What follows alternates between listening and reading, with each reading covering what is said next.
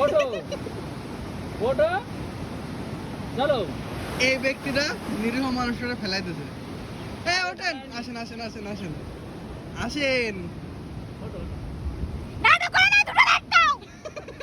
এই তো সুন্দর আছে। এই, দাও দাও দাও মারো মারো মারো মারো মারো মারো। চলেন চলেন আমি যাবো না, ছবিটা নামবো না বলেছি তো। আমার সারা গায়ে বালি, আমি যাবো না। চলেন। এই মিশন একটু পিছনে ইয়াটা দেন বল দাও। একদম না।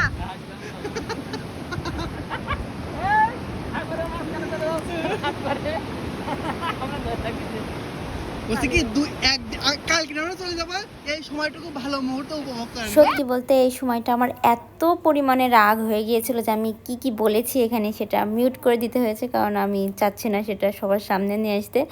আর খুব পরিমাণে রাগ হয়েছিল। আর আমি আর আমার হাজব্যান্ড কোথাও ঘুরতে যাব আর আমাদের দুজনের ভিতরে ঝগড়া ঝামেলা হবে না, সেটা কখনোই হতে পারে না।